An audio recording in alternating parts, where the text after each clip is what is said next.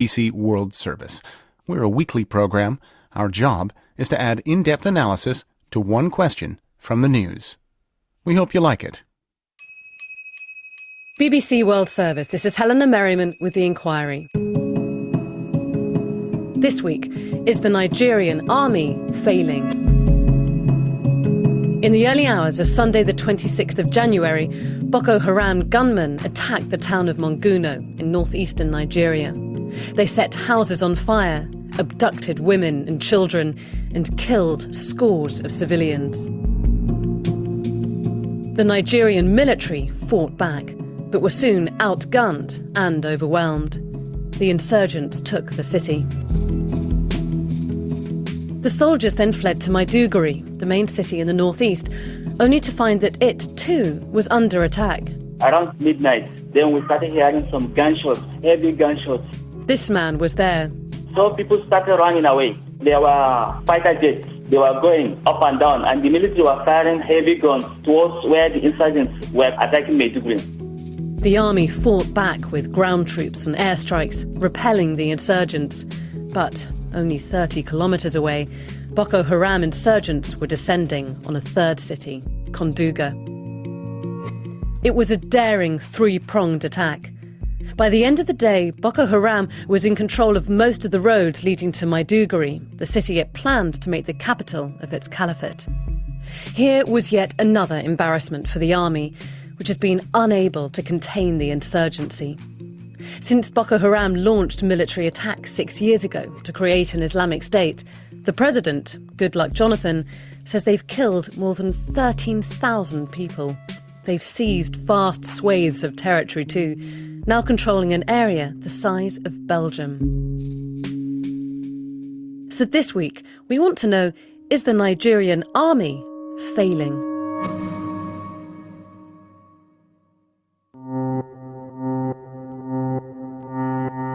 Part 1. Mutiny. We once had an army that we're all proud of, but there's a lot of work to be done now for the armed forces to restore their lost glory. This is Femi Falana, one of Nigeria's top human rights lawyers. He's well known for taking on poor and disadvantaged clients that now include a particular group of soldiers from the 7th Division in Maiduguri, that key town in the northeast. These are young men whose ages range between 21 and 24, averagely. They joined the army with little or no training. They were railroaded to the battlefront without arms and ammunition, adequate weapons. This particular group of soldiers is unique in one respect. They're all facing death by firing squad after being convicted in a military court of mutiny. Femi Falana says that what happened in those mutinies tells a story about why the army is failing. Well, what happened was that the general officer commanding the 7th Division had a lot of complaints lodged by the soldiers, complaints of lack of payment of their salary and operational allowances, lack of adequate weapons, and general neglect, which were not attended to. On the 14th of May last year, the dead bodies of 10 soldiers killed fighting Boko Haram were brought back to the camp.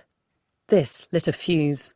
The immediate cause was the fact that the dead bodies, corpses of 10 soldiers who had been killed in what the soldiers believed were avoidable circumstances. That infuriated the soldiers, and that led to the revolt. That unfortunate incident coincided with the visit of the GOC, that is the General Officer Commanding. The soldiers protested and shot at his car. The authorities decided to charge them for mutiny. Of course, they were tried and convicted and sentenced to death. Then, just a few months later, the army had a more serious mutiny on its hands. It started after Boko Haram invaded a military camp. In this instance, on the 9th of July, the Boko Haram sect invaded the camp of SF-11 Battalion. 3 officers and 23 soldiers were killed, while 82 were badly wounded. Their commanding officer did assure them that he was no longer going to send them to the battlefront without adequate weapons. Barely 3 weeks later, he asked them to confront the Boko Haram sect, reminding him of his promise not to send them into battle without adequate weapons. Some soldiers refused to go. So the commander just took those soldiers who were willing to fight. The result? They were outgunned and captured. A week later, the authorities in Maiduguri now sent weapons to the same soldiers who had refused to fight. They now picked the weapons and went to the battlefront, dislodged the Boko Haram sect, and extricated their officer and all the other soldiers who had been captured. So the soldiers did go and fight in the end? The soldiers that had refused to fight now got weapons and fought gallantly. And then when they got back to their base, they were arrested and charged before a court-martial for mutiny.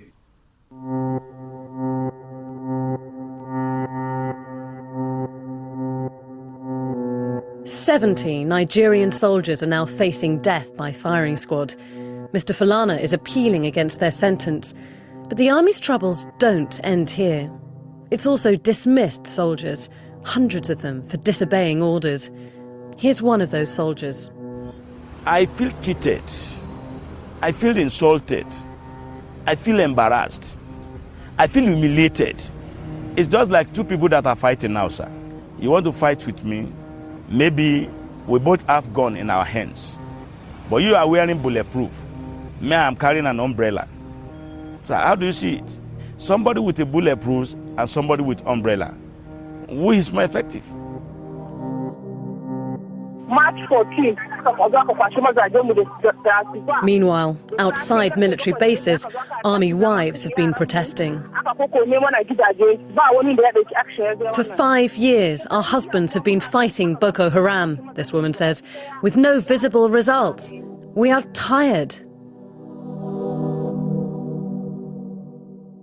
The morale of the troops is extremely low. Here's Femi Falana again. The soldiers that have been killed while fighting, they are buried in shallow, unmarked graves. And that is not encouraging. And if you are going to encourage soldiers to fight, you must treat them like human beings. But even if morale is low and soldiers don't have adequate weapons, does that justify mutiny and soldiers shooting at their commanders in a time of war? I believe there should be discipline, even in the armed forces. But you have to look at the circumstances of every given case. If you are sentencing people on account of the negligence of the government in not making weapons available and your soldiers are unable to fight, you don't punish the soldier. You turn to the authorities to provide the enablement. If the soldiers have the weapon, they now refuse to fight. Of course, that is a very serious offense. So, is the army failing? With mutinies, orders being disobeyed, and the growing strength of Boko Haram, it sounds like an open and shut case. So what do those responsible for Nigeria's security say? Meet our second expert witness. Part 2. Take a wider view. I don't see it as failing. This is Sambo Dasuki, Nigeria's national security advisor. He came to the BBC studio, flanked by an entourage befitting a man who is both a prince and a former colonel in the army, now advising the president on how to defeat the insurgency. Most of the problems are under the charge of 7th Division. They bear the brunt of most of what is unleashed by Boko Haram. What are the sort of the challenges facing someone who is in the 7th Division? You are literally on alert 24 hours a day, which is not easy. You can only do it for so long before things start going wrong. But that is unfortunately the situation they're in. So it's very stressful. It is stressful, yes. If you look at other insurgencies around the world, and how long they've lasted, how much damage they've done, and how some of them are still raging 50 years later. You won't say they failed. It's a new phenomenon they're faced with, and they're adopting not as fast as we would want, but they're adapting to the new challenge that they are facing. He has a point. Even for the strongest army in the world, defending such a huge swathe of territory against a nimble, radical insurgent group would pose major challenges. But shouldn't an army in the country with the largest economy in Africa be able to do more to contain the group? We've had issues. We've had issues of 1, personnel, and 2, of equipment, 3, of cooperation or involvement of the neighboring countries. We've been able to have all these come in place now, and better late than never. When you say personnel problems, what do you mean by that? Personnel being the military men we had. The quality of some of the soldiers was not what you would want to go into any sort of operation with. Is that because of lack of training? You could say that lack of training, and also a lack of commitment on the part of some of those who joined the army simply because they were looking for jobs, not because they were interested in careers in the military. So there will be something like that. A lot of us who served in the military are not very proud of some of the things we see. Such as? Well, you don't expect the Nigerian soldier to run. He's never been known to run anywhere. He's referring to widespread reports of Nigerian soldiers tearing off their uniforms, running away from Boko Haram fighters. And then, of course, there are those mutinies. For soldiers to mutiny is a very serious thing. The military depends solely on discipline, strict discipline, for survival. And mutiny is an indication of a complete breakdown of that discipline. So it was a very unfortunate thing and very disappointing and distressing. And what will happen to those soldiers who are court-martialed? The military law is clear. Those of them who are condemned to death will go through the appeal process. At the end of the day, the president decides whether to approve. So there could be executions? There could be executions, yes. You know what the punishment is. It's like getting involved in a military coup d'etat. If it fails, you know you're going to be tied to a stake. There's no point in attempting a coup, failing, and then pleading, please let me off. You knew what the punishment was from the beginning. It's the same thing with the mutiny. The punishment is obvious. But, as we heard from our first expert witness, the human rights lawyer, soldiers say they're outgunned. In one interview, a soldier complained that his platoon only had AK-47s, while Boko Haram had anti-aircraft guns mounted on four-wheel drives. The basic weapon of the soldier is that rifle. And the AK-47 is not just only AK-47. But even that I dispute. Boko Haram did videos of equipment they seized from the Nigerian military.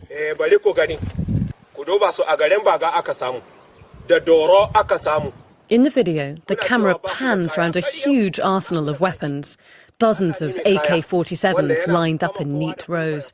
Machine guns, mortar launchers and boxes of ammunition, all captured, the person in the video says, from Nigerian military bases. Now, anybody who's seen the amount of equipment they've displayed as having been seized from the Nigerian military will not agree that the soldiers were outgunned or ill-equipped. I think it's an imagination. I chalk it down to somebody who's a coward, who's looking for excuses, and that is what it is. So you're saying the army has all the guns it needs, it doesn't need any more? No, I didn't say that. I'm saying they have sufficient to confront the threat as it is.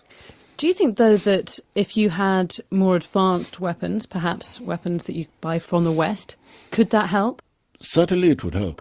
It is an issue, which was why we made attempts before to procure, and we hit brick walls here and there, but we have to look for alternatives and make do with what we can get. It's a conflicted answer. He says that soldiers have enough weapons to defeat Boko Haram, so they have no excuse to mutiny. But then he also says they need weapons from the West. So why aren't Nigeria's allies, the US and the UK, stepping in, selling Nigeria more sophisticated hardware? There were all sorts of excuses. All of a sudden, there was an issue of our human rights records. Well, if you are measuring my human rights records against somebody who lines up people and slits their throats or sends kids to blow themselves up, I don't know what sort of standards you're using. Human rights groups say that some members of the Nigerian military have been slitting throats of detainees and then dumping them in mass graves. The Nigerian authorities say they're investigating. In the meantime, both the British and the US governments have decided not to sell arms to Nigeria. But is this the right decision? Here's our third expert witness. Part 3. Is the Army failing? A systems check. My name's Colonel James Hall. I'm a retired officer. You can still hear the vestiges of the military in his voice, but Colonel James Hall is now enjoying retirement in the Hebrides off the west coast of Scotland, a long way from Nigeria, where he spent the last 3 years of his career advising the military. There are massive challenges facing them, and if one just gets sanctimonious and preaches to them, then they justifiably get pretty fed up, particularly in the military, because they are dying in large numbers. Now, that is not to say that the military are doing a good job, because I don't think anybody reasonably could argue that they are. They've got it badly wrong. Boko Haram has made significant strides against them. Over the 4 or 5 years I've been watching it, things have got worse rather than better. He thinks that the West should be doing more to support the Nigerian military. The UK needs to think about this really hard, and I personally think that we have been overprotective. We can only get ourselves back into a position where the Nigerians can govern their own space if there is the use of some pretty significant physical violence against Boko Haram in the first place. And at the moment, the Nigerian military are not showing that they can do that. He says there's one key reason for this. Their equipment is old, it's broken, it's frankly not well maintained, and soldiers, men with rifles, are standing on the ground facing Boko Haram with exactly the same weapon systems as they have themselves. You have platoon commanders in isolated posts who are trying to communicate with company headquarters and battalion headquarters by mobile phones, and given that the mobile phone networks up there have periodically been switched off, that's not great, so they can't do much when they come under attack. So if I had my way, I would be giving them pickup trucks, light armoured vehicles and radios.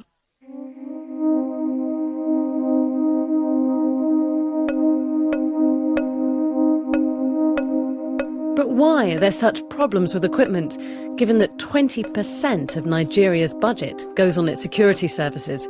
That's $6 billion a year. Granted, not all of that goes to the military. Some of it goes to the police. But still, it's a lot of money. It's a fair question, and the answer to it is not transparent. One can speculate, and of course everybody will start talking about corruption, Nigerians as much as outsiders, and there is no doubt at all that the systems of procurement over the years have been subject to pretty serious levels of corruption. So lack of equipment and corruption are two reasons why the army is failing. But he says another problem is the kind of training that goes on in the Nigerian military. Whilst the military takes its academic education very seriously for its officers, their tactical training is not as good as they think it is. Their troops need combat training. How do I cope and manage when I'm in a firefight? Those are classic military skills, and let's be quite clear, all the rumours say that they are getting that training increasingly from people like the Russians. And frankly, that has to be a good thing. We shouldn't be forcing people to go and fight untrained. Given the scale of these problems, Colonel Hall says that he's not surprised that some soldiers are refusing to fight. My experience of the Nigerian Armed Forces, all three services, is that in fact they are an immensely disciplined force. I don't think I've ever come across an African army that has a clearer sense of discipline at all ranks. And actually, in that sense, they would challenge any Western army, I think. Does military discipline break down under pressure? Yes, of course it does. And troops that are under real pressure, frightened, dying, feeling abandoned, their discipline can break. So, is Nigeria's army failing? We've heard that it's struggling to contain Boko Haram because of inadequate equipment, inappropriate training and low morale. And its human rights record means that Western allies are wary about selling it advanced weapons. But these reasons in themselves don't explain why things have got this bad. After all, the army wasn't always like this. There was a time when it was, without a shadow of a doubt, the best trained and probably one of the best equipped of the sub-Saharan African armed forces. So what went wrong? The irony is, the military itself is partly to blame. Military governments, as is surprisingly quite common in world history, are often not good at funding their own militaries. So the modern military out there are very conscious of the fact that actually they didn't do terribly well out of military government. They were left a lot weaker than they should have been. Between Nigerian independence in 1960 and the last military government in 1999, there were only 10 years of civilian government, but 30 of military rule, punctuated by regular coups. Femi Falana, the human rights lawyer, says that it was for fear of being toppled that military leaders kept the army weak. Over the years, the armed forces were neglected by successive governments for fear of possible coup d'etats. The government have not been buying the necessary weapons for the armed forces. And the memory of those coups remains vivid for those in power now. Sambo Dasuki, the National Security Advisor we heard from earlier, took part in the coup that removed former military leader Muhammad Buhari in 1985. But even he admits that military rule has damaged the army. Over time, military being in government doesn't help much. It does affect issues of discipline and morale, and that is probably one of the things that led to the army or the military finding itself with this level of poor state of equipment. The main preoccupation of any military administration is self-preservation, and your greatest threat is the military. Now, if they don't have equipment to remove you, they won't remove you. It makes it a little more difficult for them to remove you if they're only going to run around with AK-47s. And that is unfortunately what they ended up with. So it was in the interest of the military to not allow soldiers to become too powerful? It was in the interest of the military leaders, yes. All eyes are now on Nigeria's forthcoming elections.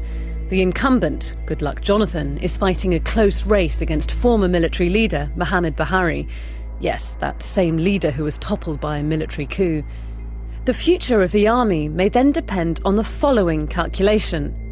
The next president deciding that the benefits of an army that can defeat an insurgency outweigh the risks of that army one day overthrowing him.